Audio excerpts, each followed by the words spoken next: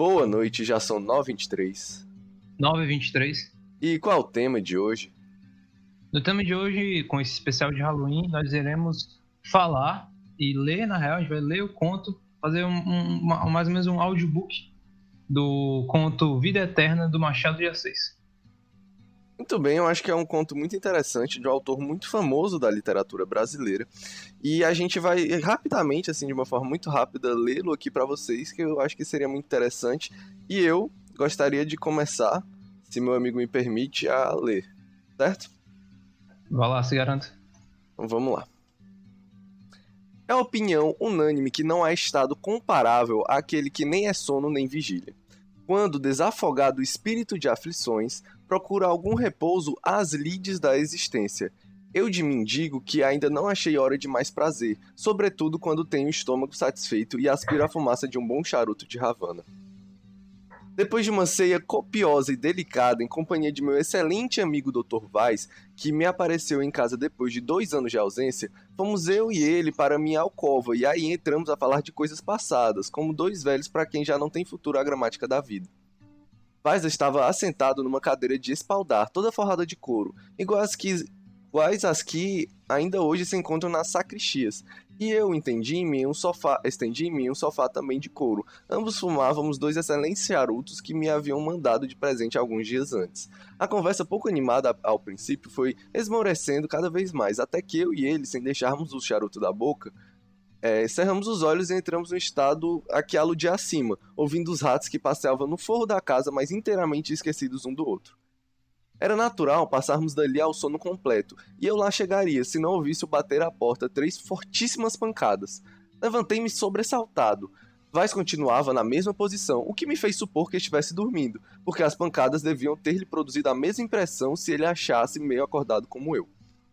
Fui ver eu quem batia à porta. Era um sujeito alto, magro, embuçado em um capote. Apenas lhe abri a porta, um homem entrou sem me pedir licença e sem dizer coisa nenhuma. Esperei que me expusesse o motivo de sua visita, e esperei debalde, porque o desconhecido sentou-se comodamente em uma cadeira, cruzou as pernas, tirou o chapéu e começou a tocar com os dedos na copa do dito chapéu, uma coisa que eu não pude saber o que era, mas que devia ser alguma sinfonia de doidos, porque o homem parecia vir direitinho da Praia Vermelha. Relancei os olhos para o meu amigo, que dormia a sono alto na cadeira de espaldar. Os ratos continuavam a saturnar no forro. Conservei-me de pé durante poucos instantes, a ver se o desconhecido se resolvia a dizer alguma coisa. E durante esse tempo, apesar da impressão desagradável que o homem produzia em mim, examinei-lhe as feições e o vestuário. Já disse que vinha embrulhado em um capote. Ao sentar-se, abriu-se-lhe o capote e vi que o homem calçava umas botas de couro branco, vestia calça de pano amarelo e um colete verde. Cores estas que, se estão bem numa bandeira, não se pode com justiça dizer que adornem e aformoseiam o corpo humano. As feições eram mais estranhas que o vestuário. Tinha os olhos vesgos, um grande bigode, o nariz à moda de César, boca rasgada, queixo saliente e beiços roxos. As sobrancelhas eram fartas, as pestanas longas, a testa estreita, coroando tudo uns cabelos grisalhos e em desordem. O desconhecido, depois de tocar sua música na copa do chapéu, levantou os olhos para mim e disse-me: "Sente-se, meu rico senhor. Era atrevimento receber eu ordens em minha própria casa. O meu primeiro dever era mandar o sujeito embora. Contudo, o tom em que ele falou era tão intimativo que eu intensivelmente obedeci e fui sentar-me no sofá. Daí pude ver melhor a cara do homem, à luz do lampião que pendia no teto, e achei-a pior do que antes. Chamo-me Tobias e sou formado em matemáticas. Inclinei-me levemente. O desconhecido continuou: "Desconfio que hei de morrer amanhã. Não se espante. Tenho certeza de que amanhã vou para o outro mundo. Isto é o menos. Morrer é dormir. To die, to sleep. Entretanto, não quero ir deste mundo sem cumprir um dever imperioso e indispensável. Veja isto." O desconhecido tirou do bolso um quadrinho e entregou-me. Era uma miniatura, representava uma moça formosíssima de feições. Restituí o quadro ao meu interlocutor, esperando a explicação. "Esse retrato", continuou ele olhando para a miniatura, "é de minha filha Eusébia, moça de 22 anos, senhora de uma riqueza igual à de um creso, porque é a minha única herdeira. Eu me espantaria do contraste que havia entre a riqueza e a aparência do desconhecido, se não tivesse já a convicção de que se tratava de um doido. O que eu estava a ver era o meio de pôr o homem pela porta fora, mas confesso que receava algum conflito, e por isso esperei o resultado daquilo tudo.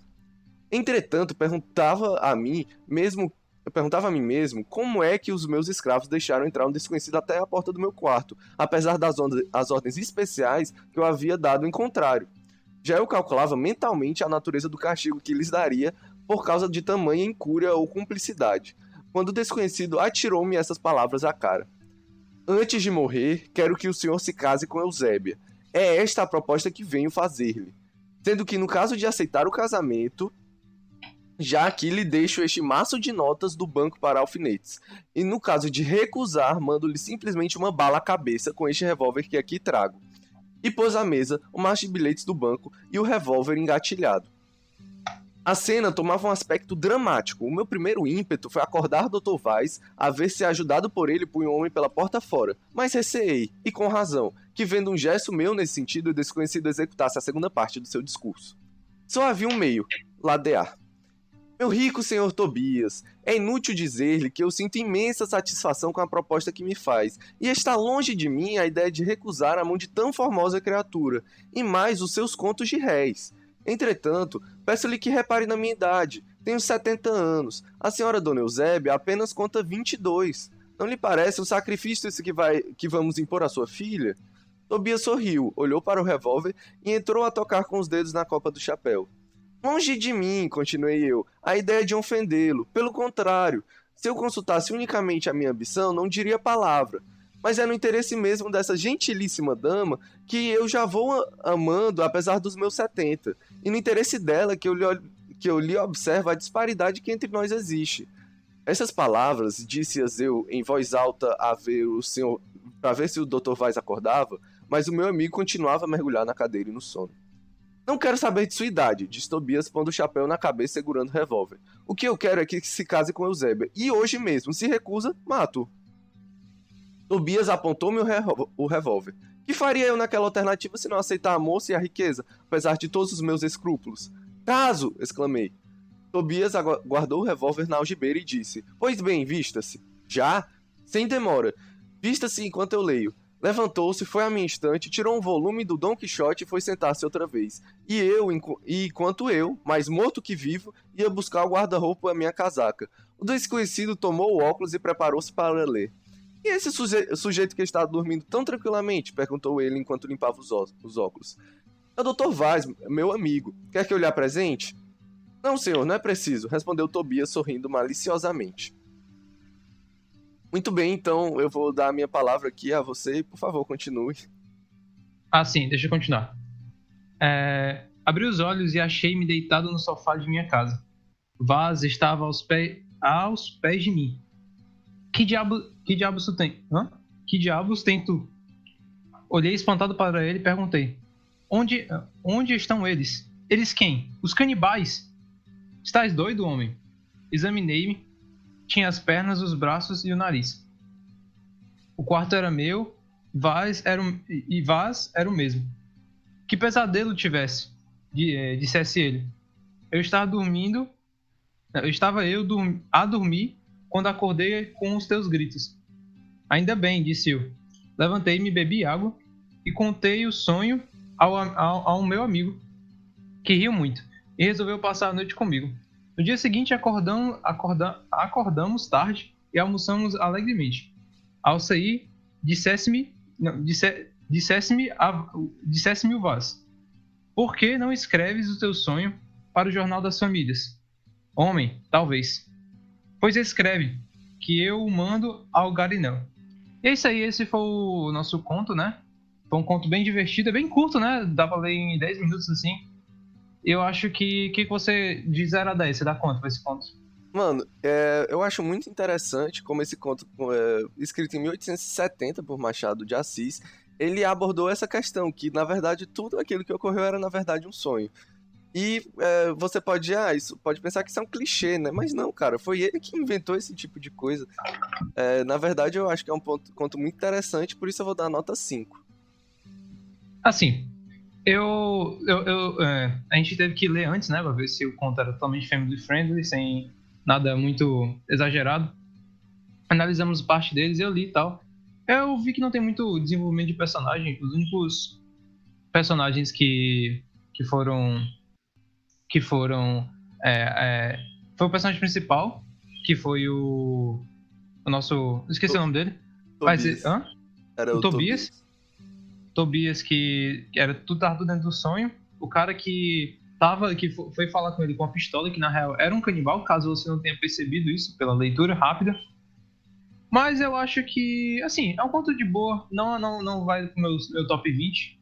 Mas eu acho que eu daria um 4,5. Muito bem, então eu vou deixar o link aqui do conto aqui embaixo para vocês lerem se vocês quiserem. Mas eu acho que já podemos encerrar aqui. Você tem alguma coisa a acrescentar? Lembrando que a gente tem um concurso de música. E é isso aí. Eu vou deixar o link do vídeo do concurso aqui em cima. Boa noite, já são 9h23. 9h23.